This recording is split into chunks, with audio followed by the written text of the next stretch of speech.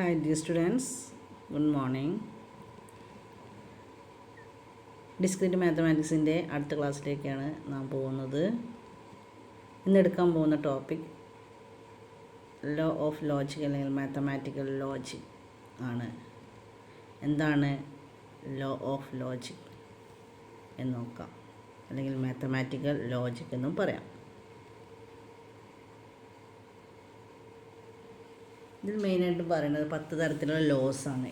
അതായത് നമ്മൾ ഡിസ്ക്രീറ്റ് മാത്തമാറ്റിക്സിൽ മാത്രമല്ല, ഓരോ മറ്റുള്ള മാത്തമാറ്റിക്കൽ കോൺസെപ്റ്റുകളെല്ലാം തന്നെ ഈ ലോസ് യൂസ് ചെയ്യാറുണ്ട്. സെറ്റ് തിയറിയിലായാലും പിന്നെ പ്രൊപ്പോർഷണൽ ലോ ഓഫ് ലോജിക്, അങ്ങനെ ഒരുപാട് കോൺസെപ്റ്റിലും ഈ ഒരു ലോസ് യൂസ് ചെയ്യാറുണ്ട്. ചിലതിൽ 2, 3, 4 ഉണ്ടാവും, ചിലതിൽ 2 ഉണ്ടാവുള്ളൂ, ചിലതിൽ ഒരുപാട് എണ്ണം ഉണ്ടാവാറുണ്ട്. നമ്മൾ പഠിക്കുന്ന 10 തരം ലോയാണ് പഠിക്കുന്നത്. ഇമ്പോർട്ടൻ്റ് ആണ്. ആദ്യം പറയുന്ന കുറച്ച് ഒരു 4-5 എണ്ണം വളരെ ഇമ്പോർട്ടൻ്റ് ആണ്. പിന്നെ ഇമ്പോർട്ടൻ്റ് അല്ല എന്നല്ല, കമ്പാരിറ്റീവ്ലി ഇമ്പോർട്ടൻസ് കുറവാണ്. അപ്പോൾ ഈ ലോ ഓഫ് ലോജിക് കൊണ്ട് ഉദ്ദേശിക്കുന്നത്, നമ്മൾ ഡിസ്ക്രീറ്റ് മാത്തമാറ്റിക്സിൽ അല്ലെങ്കിൽ മാത്തമാറ്റിക്കൽ ഓപ്പറേഷൻ ചെയ്യുമ്പോൾ നമ്മളിപ്പോൾ ഇവിടെ പഠിച്ച കൺജങ്ഷൻ, ഡിസ്ജങ്ഷൻ, നെഗേഷൻ, ഈ ലോജിക്കൽ ഓപ്പറേറ്റേഴ്സ് എല്ലാം തന്നെ നമ്മൾ പഠിച്ചിട്ടുണ്ട്. ഈ ലോജിക്കൽ ഓപ്പറേറ്റേഴ്സ് എല്ലാം യൂസ് ചെയ്യുമ്പോൾ ഉപയോഗിക്കുന്ന ലോകളാണ് പറയുന്നത്. ഈ ലോകൾ അങ്ങനെ തന്നെ പഠിക്കാം. നമ്മൾ ഇക്വേഷൻസ് പഠിക്കാറുണ്ട്. a+b² = a² + 2ab + b², അങ്ങനെ ഇക്വേഷൻസ് കാണാണ്ട് പഠിക്കാറുണ്ട്.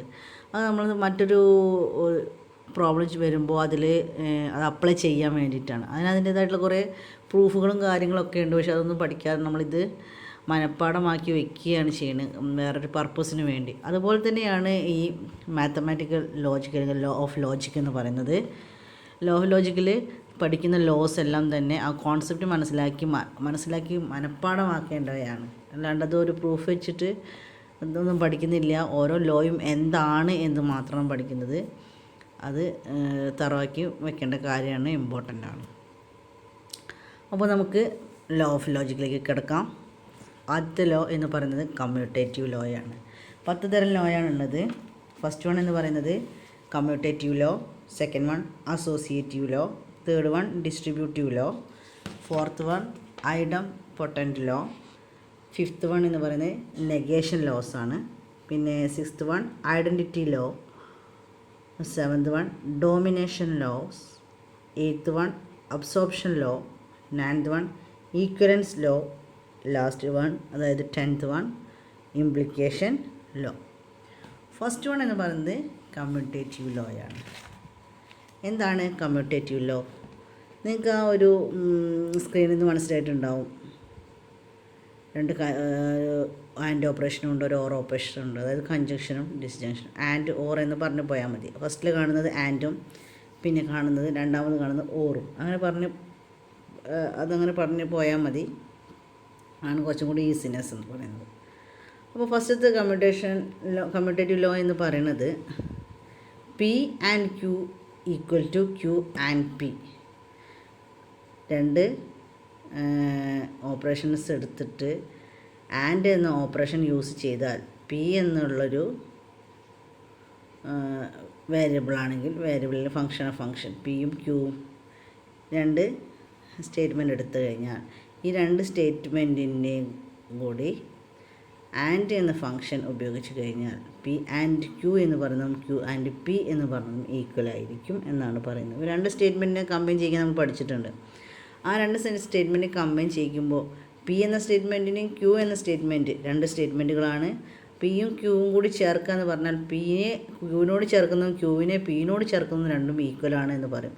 ഇതൊരു ലോജിക്കൽ ഓപ്പറേറ്റർ അല്ലാത്തൊരു കേസ് വെച്ച് പറയാൻ നമുക്ക് പെട്ടെന്ന് മനസ്സിലാവും. ഒരു എക്സാമ്പിൾ ഞാൻ പറയാം.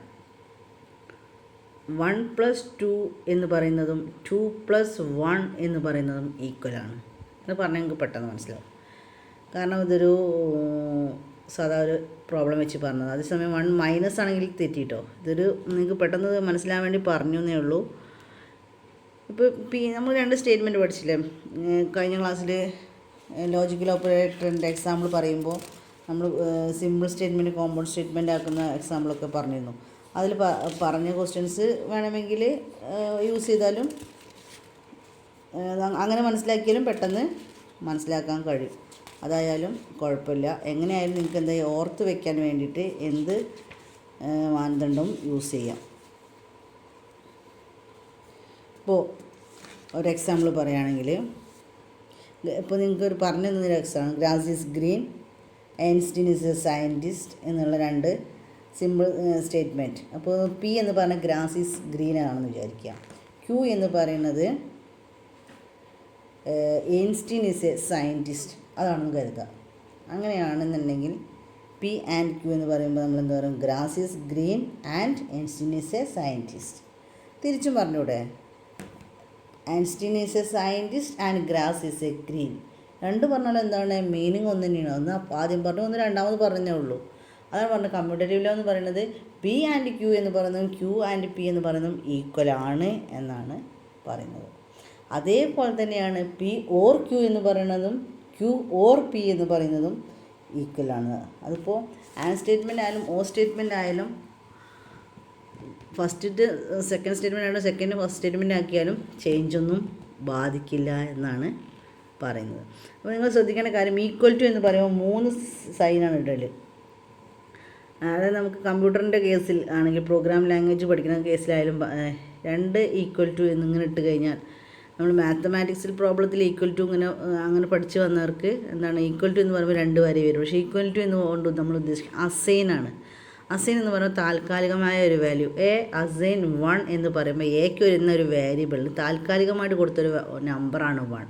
ആ 1 എപ്പോഴും ചേഞ്ചബിൾ ആണ്. ബാക്കി വേണമെങ്കിൽ 2 കൊടുക്കാം, 3 കൊടുക്കാം, എനിക്കിഷ്ടമുള്ള നമ്പർ കൊടുക്കാം. അതുകൊണ്ട് തന്നെ അസൈൻ 1 ആണ് യൂസ് ചെയ്യുന്നത്. പക്ഷേ ഒരിക്കലും ചേഞ്ചബിൾ അല്ലെങ്കിൽ നമുക്കറിയാം 3 വരട്ട ഈക്വൽ ടു ഈക്വൽ ടു 1 ആണ്. അതായത് 3 വരട്ടുമ്പോഴാണ് ഈക്വൽ ടു. അതുകൊണ്ട് തന്നെ നമ്മൾ ഡിസ്ക്രീറ്റ് മാത്തമാറ്റിക്സ് പേപ്പർ പഠിക്കുമ്പോഴും അങ്ങനെ തന്നെയാണ് പഠിക്കുന്നത്. ഈക്വൽ ടു എന്ന് പറയുമ്പോൾ 3 വരകൾ ഇടണം. അപ്പോൾ ശ്രദ്ധിക്കുക, അതുകൊണ്ടാണ് ഇവിടെ 3 വര ഇട്ടിട്ടുള്ളത്. അപ്പോൾ ഈക്വൽ ടു എന്നാണ് പറയുന്നതെങ്കിൽ 3 വര ഇടുക. അല്ല എങ്കിൽ എന്ത് ചെയ്യുക, അസൈൻഡ് ആണ് എങ്കിൽ 2 വര. അപ്പോൾ ശ്രദ്ധിക്കണം. അപ്പോൾ ഫസ്റ്റത്തെ കമ്മ്യൂട്ടേറ്റീവ് ലോ ആണ്. കമ്മ്യൂട്ടേറ്റീവ് ലോ എന്ന് പറയുന്നത് പി ആൻഡ് ക്യൂ എന്ന് പറയുന്നതും ക്യൂ ആൻഡ് പി എന്ന് പറയുന്നതും ഈക്വൽ ആണ്. അതേപോലെ തന്നെ കൺജങ്ഷനും ഡിസ്ജങ്ഷനും പറയണം. പി ഓർ ക്യൂ എന്ന് പറയുന്നതും ക്യൂ ഓർ പി എന്ന് പറയുന്നതും ഈക്വലാണ്. രണ്ടും ഈക്വലാണ് എന്നാണ് പറയുന്നത്. അതാണ് ഫസ്റ്റത്തെ കമ്മ്യൂട്ടേറ്റീവ് ലോ. ഇനി സെക്കൻഡ് വൺ എന്ന് പറയുന്നത് അസോസിയേറ്റീവ് ലോ ആണ്. അസോസിയേറ്റീവ് ലോ പറയുന്നത് ശ്രദ്ധിക്കൂ, P and Q and R. P and Q and R, അതായത് ബ്രാക്കറ്റിൽ ശ്രദ്ധിക്കൂ, ആദ്യം പി ആൻഡ് ക്യൂ ആണ്. നമ്മളിപ്പോഴും നമുക്കറിയാം റൂള് പ്രകാരം ബ്രാക്കറ്റിലുള്ളതാണ് ആദ്യം ചെയ്യുക. സോ പി ആൻഡ് ക്യൂ ആണ് ആദ്യം ചെയ്യുക. പി ആൻഡ് ക്യൂ ചെയ്തിട്ടാണ് ആൻഡ് ആർ കാണുക. അങ്ങനെ ചെയ്യുന്നതും ക്യൂ ആൻഡ് ആർ ആദ്യം കണ്ടിട്ട് പിന്നെ P and Q and R കാണുന്നതും ഈക്വലാണ് എന്നാണ് പറയുന്നത്. ഇതിന് നമുക്ക് വേറെ ഒരു എക്സാമ്പിൾ വെച്ച് പറയുമ്പോൾ നിങ്ങൾക്ക് പെട്ടെന്ന് മനസ്സിലാവും.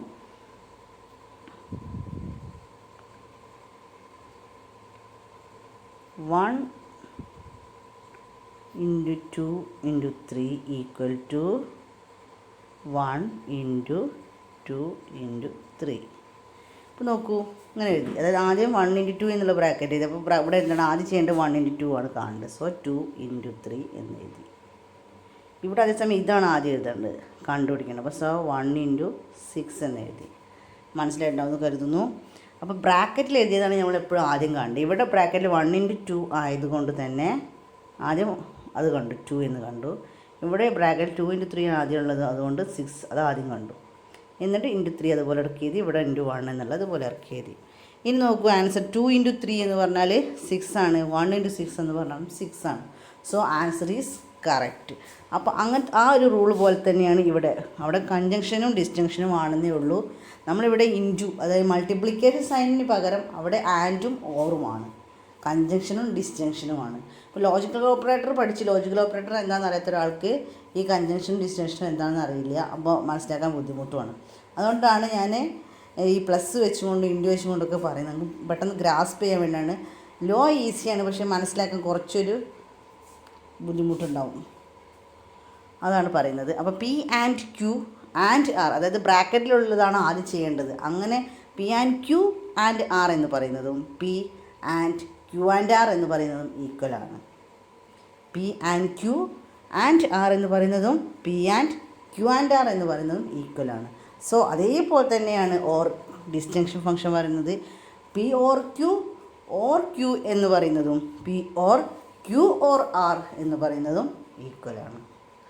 സോ കമ്മ്യൂട്ടേറ്റീവ് ലോ 2 സ്റ്റേറ്റ്മെൻറ്റാണ് എടുക്കുന്നതെങ്കിൽ അസോസിയേറ്റീവ് ലോയിൽ 3 സ്റ്റേറ്റ്മെൻറ്റാണ് എടുക്കുക. ഇനി അടുത്ത ഡിസ്ട്രിബ്യൂട്ടീവ് ലോ പറയുമ്പോൾ 3 സ്റ്റേറ്റ്മെൻറ്റാണ് എടുക്കുക.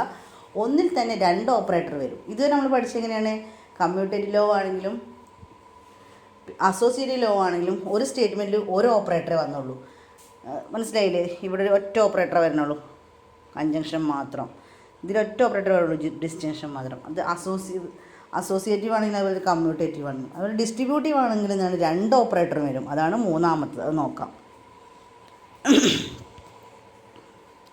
ഡിസ്ട്രിബ്യൂട്ടീവ് ലോ നോക്കൂ. ഡിസ്ട്രിബ്യൂട്ടീവ് ലോ എന്നുള്ളതിൽ രണ്ട് ഓപ്പറേറ്റർ ഒരേ സമയം വന്നു. നോക്കൂ, 5th P and Q or R എന്ന് പറയുന്നത് P and Q or P and ആറിന് ഈക്വലാണ് എന്നാണ് പറയുന്നത്. ഇവിടെയും അങ്ങനെ ഒരു ഇൻറ്റു വെച്ച് പറയുകയാണെങ്കിൽ പെട്ടെന്ന് മനസ്സിലാവുന്നു തോന്നുന്നു. ഒരു ചെറിയൊരു എക്സാമ്പിളിലൂടെ പഠിക്കുമ്പോഴാണ് നമുക്കത് പെട്ടെന്ന് മനസ്സിലാക്കാൻ കഴിയുക. അതുകൊണ്ടാണ് അങ്ങനെ പറയുന്നത്. നോക്കൂ, 2 ഇൻറ്റു എന്നിട്ട് ബ്രാക്കറ്റ് ഇട്ട ഇൻറ്റു എന്നാണ് ഉദ്ദേശിക്കുന്നത്. അല്ലെങ്കിൽ എഴുതാം. അപ്പോൾ ഇൻറ്റു 2 ഇൻറ്റു 3 + 5. നമുക്ക് ഇൻറ്റു എന്നുള്ള ഓപ്പറേഷനായി പ്ലസ് എന്നുള്ള ഓപ്പറേഷനായി. ഇത് എങ്ങനെ നമുക്ക് എഴുതാം? 2 ഇൻറ്റു 3 + 2 ഇൻറ്റു 5 എന്ന് എഴുതാം അല്ലേ? ഈ 2ന് ഉള്ളിലോട്ട് ഇങ്ങനെ മൾട്ടിപ്ലൈ ചെയ്ത് ഇങ്ങോട്ട് മൾട്ടിപ്ലൈ ചെയ്തു. അതേപോലെ തന്നെയാണ് ഇവിടെ ഇവിടെ ഇങ്ങനെ. അപ്പോൾ ഇവിടെ P and Q or simple ഇവിടെ ഇട്ടു, പി ആൻഡ് ആർ അങ്ങനെയാണ് വരിക. ഇതേപോലെ തന്നെയാണ് അതും ചെയ്യുന്നത്. നമ്മൾ മനസ്സിൽ ആൻഡും ഓറും കിട്ടാൻ ബുദ്ധിമുട്ടുണ്ടെങ്കിൽ നമുക്ക് മൾട്ടിപ്ലിക്കേഷൻ പ്ലസ് കൊടുക്കുക. അതിലേക്ക് പോയാൽ പെട്ടെന്ന് നമുക്കിത് മനസ്സിലാക്കാൻ കഴിയും.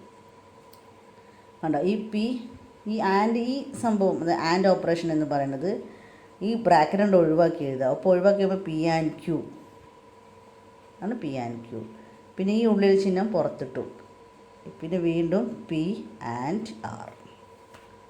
അതേപോലെ തന്നെയാണ് അടുത്ത സ്റ്റേറ്റ്മെൻറ്റ്. ഡിസ്ട്രിബ്യൂട്ടീവ് ലെവലിൻ്റെ അടുത്ത സ്റ്റേറ്റ്മെൻറ്റും പി ഓർ ക്യൂ ആൻഡ് വേണ്ടതുകൊണ്ട് വരും പി ഓർ ആർ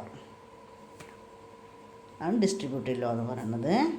പറയുമ്പോൾ എളുപ്പമാണ്, മനസ്സിലാവാത്തവർക്ക് ഇത് ബുദ്ധിമുട്ടുമാണ്. അപ്പോൾ നല്ലോണം വീണ്ടും മനസ്സിലായില്ലെങ്കിൽ കേൾക്കുക, വീണ്ടും ശ്രമിച്ചു നോക്കുക. എന്നിട്ട് മനസ്സിലാവുന്നില്ലെങ്കിൽ വീണ്ടും ചോദിക്കുക, പറഞ്ഞിരുന്നതാണ്. അപ്പോൾ ഞാൻ ഇതിലേക്ക് ഒരുപാട് 10 എണ്ണത്തിൽ മുഴുവനായിട്ട് ഇതിൽ പറയുന്നില്ല. ഈ 3 ലോയെ പറയുന്നുള്ളൂ. അടുത്ത വീഡിയോയിൽ അടുത്ത ഒക്കെ കൂടി പറയുന്ന കൺഫ്യൂഷൻ ആക്കുന്നില്ല. ബാക്കി അടുത്ത വീഡിയോയിൽ പറയാം. അപ്പോൾ ഫസ്റ്റിൽ commutative law, associative law, distributive law ഇത്രയും മനസ്സിലാക്കുക. Okay, thank you.